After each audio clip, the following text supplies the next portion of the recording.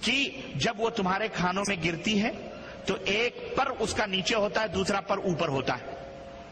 آپ نے فرمایا جو پر سالن یا دال یا آپ کے کھانے کی چیز میں ڈوبا ہوا ہوتا ہے اس پر کے اندر زہر ہوتا ہے، اور اس کے دوسرے پر میں اسی زہر کا توڑ ہوتا ہے.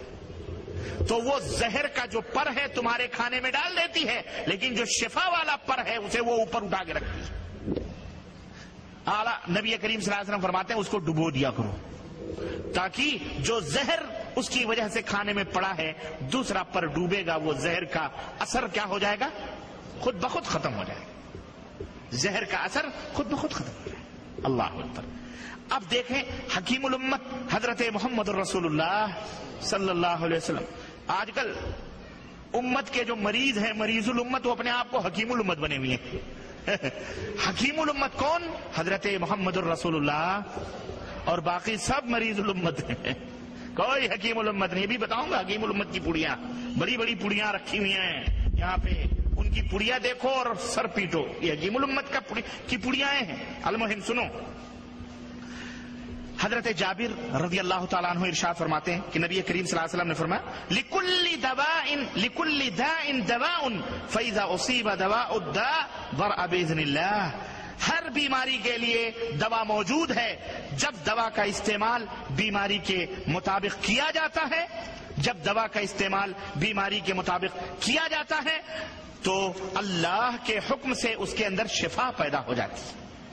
حضرت اسامہ بن شریک رضی اللہ تعالیٰ عنہ کہتے ہیں کہ كنت عند النبی صلی اللہ علیہ وسلم وجاءت الاعراب فقالوا یا رسول اللہ نتداوی. نبی کریم صلی اللہ علیہ وسلم کی خدمت میں دیہات کے چند بدو حاضر ہوئے اور انہوں نے کہا اللہ کے نبی کیا ہم دوا اور علاج کریں؟ تو آپ نے فرمایا یا عباد اللہ تداؤ، اے اللہ کے بندے دوا لو، دوا استعمال کرو، دوائیں بولو استعمال کرو. کیونکہ اللہ عز و جل نے جو بیماری دنیا میں پیدا کی ہے اس کی شفا اور دوا بھی پیدا کی ہے، سوائے ایک بیماری کی. اللہ اکبر. کون سی بیماری ہے؟ بولو. نہیں. ایک بیماری وہ ہے جس سے سب ڈرتے ہیں. ایک بیماری کی دوا نہیں ہے لیکن اس کے پیغام بہت ہیں. اللہ کے نبی نے فرمایا وہ بیماری کون سی ہے؟ وہ بیماری کون سی ہے؟ بڑھاپے کی بیماری ہے جس سے سب ڈرتے ہو.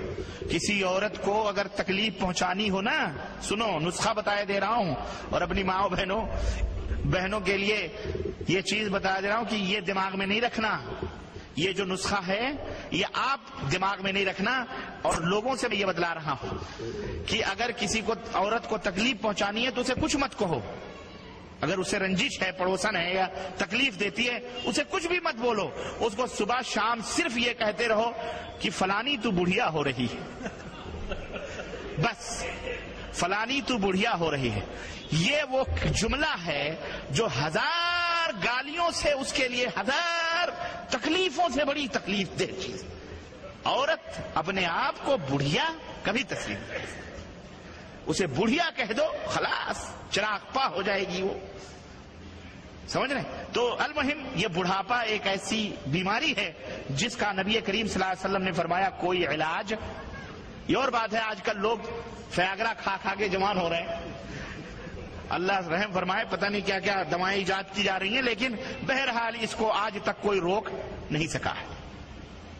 میرے بھائیو یہ حدیث ابو داؤد، ترمذی، ابن ماجہ کے اندر موجود ہے. اور ایک اور روایت میں یہ الفاظ وارد ہیں کہ ان اللہ لم ينزل داء الا انزل له شفاء. اللہ عز و جل نے جو بھی بیماری اتاری ہے اس کے لیے دوا بھی اتاری ہے، اور دوا شفا اللہ عز و جل نے نازل کی ہے. کچھ لوگوں نے معلوم کر لیا ہے اور کچھ لوگ اس سے بے علم ہیں، نہیں جانتے ہیں. تو میرے عزیزو، ان احادیث سے دوا کے ذریعے علاج کی مشروعیت اور علاج کرنے کی ترغیب ہمیں دی گئی ہے. اور کون دینے والا ہے؟ حکیم الامت حضرت محمد الرسول اللہ صلی اللہ علیہ وسلم ہے کہ تم دوا اختیار کرو. یہ کوئی نہ کہے بڑے آئے اللہ کے اوپر بھروسہ کرنے والے تو دوا کیوں استعمال کر رہے ہو؟ تو آپ کہہ دیجئے جس اللہ سے متعارف کرنے والے نبی کے اوپر ہم ایمان لائے ہیں اس اللہ کے نبی نے ہمیں توکل کا بھی حکم دیا ہے، اور اس اللہ کے نبی نے دوا سے علاج کرنے کا بھی ہمیں حکم دیا ہے، اس لیے ہم دوا اور علاج اختیار کرتے ہیں۔ حضرت ابو ہریرہ رضی اللہ تعالیٰ عنہ سے روایت ہے کہ انہوں نے نبی کریم صلی اللہ علیہ وسلم کو ارشاد فرماتے ہوئے سنا کہ فی الحبۃ السوداء شفاء من کل داء الا السام، رواہ البخاری و مسلم۔ امام بخاری نے اس حدیث کو اور مسلم نے اپنی کتاب میں نقل کیا ہے کہ حضرت ابو ہریرہ کہتے ہیں کہ نبی کریم صلی اللہ علیہ وسلم نے فرمایا کہ کلونجی یہ حبۃ السوداء جو ہے ہمارے ہاں جس کو کلونجی کہتے ہیں، ہر بیماری سے اس کے اندر شفا ہے سوائے ایک بیماری کے، وہ ہے موت۔ اس لیے جب بھی کوئی بیماری ہو تو اس کو لازم پکڑو۔ حضرت عائشہ رضی اللہ تعالیٰ عنہ کہتی ہیں کہ نبی کریم صلی اللہ علیہ وسلم نے فرمایا الحمى من فیح جہنم فابردوها بالماء، متفق علیہ، کہ بخار یہ جہنم کی سانس کا اثر ہے۔ سنو، بخار کس کا اثر ہے؟ جہنم جب سانس لیتی ہے تو اس کا اثر کچھ لوگوں کو پڑ جاتا ہے، جنہیں بخار آتا ہے اس کا اثر ان تک پہنچ جاتا ہے۔ تو جن تک بخار کا اثر پہنچ جائے وہ سمجھ لے کہ یہ جہنم نے سانس لیا ہے جس کا اثر مجھ تک پہنچ جائے۔ تو اللہ کے نبی نے فرمایا فبردوها بالماء، لہذا اس کو پانی سے ٹھنڈا کرو۔ بخار آ جائے تو پانی سے اس کو ٹھنڈا کرو، پانی کے تولیے بھگو کر اس بچے یا اپنے اوپر اس کو یا نہا لو، سب سے بہتر چیز یہی۔ نبی کریم حضرت ابو سعید خدری رضی اللہ تعالیٰ عنہ کہتے ہیں کہ نبی کریم صلی اللہ علیہ وسلم کی خدمت میں حاضر ہوا ایک آدمی اور عرض کیا کہ اللہ کے نبی میرے بھائی کو دست آ رہے ہیں، دست آنا، پیشش پڑنا، پیٹ کا بہنا۔ نبی صلی اللہ علیہ وسلم نے فرمایا اس کو شہد پلاؤ۔ اس کو کیا پلاؤ؟ شہد پلاؤ۔ اس نے شہد پلایا۔ دوسرے دن پھر حاضر ہوا، اس نے کہا اور آ رہے ہیں، اور زیادہ ہو گیا اللہ کے نبی۔ آپ نے فرمایا پھر شہد پلاؤ۔ پھر دوسرے دن وہ پلایا، پھر تیسرے دن آیا، اس نے کہا اللہ کے نبی اور زیادہ ہو گیا۔ تو نبی کریم صلی اللہ علیہ وسلم نے فرمایا صدق اللہ وکذب بطن اخیک، اللہ نے سچ فرمایا ہے اور تیرے بھائی کا جو پیٹ ہے وہ جھوٹا ہے۔ اللہ نے فرمایا ہے کہ شہد میں شفا ہے، اس میں شفا ہی ہوگی۔ اب تیرے بھائی کا پیٹ صحیح نہیں ہو رہا ہے تو تیرے بھائی کا پیٹ جھوٹا ہے، اللہ کا کلام جھوٹا نہیں ہو سکتا۔ چنانچہ اس نے پھر پلایا چوتھی دفعہ تو اللہ نے اسے شفا دے دی۔ اب ہمارے یہاں کیا ہوتا ہے، آپ نے کوئی دعا بتلا دی کہ بھیا یہ دعا پڑھتے رہو اللہ تعالیٰ شفا دے دے گا، ایک دن نہیں ہوا، دوسرے دفعہ، تیسری دفعہ، چوتھی دفعہ آپ کہیں نماز پڑھو، اللہ سے دعا کرو، استغفار کرو، انشاءاللہ اولاد ہو جائے گی، بیٹا ہو جائے گا، انشاءاللہ اللہ نے فرمایا ہے مجھے پکارو میں تمہیں دوں گا۔ اب دیکھو میں آپ کو ایک بتا رہا ہوں کشمکش۔ اب وہ بندہ آپ کے اس فارمولے پہ عمل کر رہا ہے، سال 2 سال 3 سال نہیں اس کو ہو رہا ہے، چوتھے سال کا نہیں اب تو اجمیر جانا ہی پڑے گا، بغیر اس کے تو شفا ہی نہیں ہوگی۔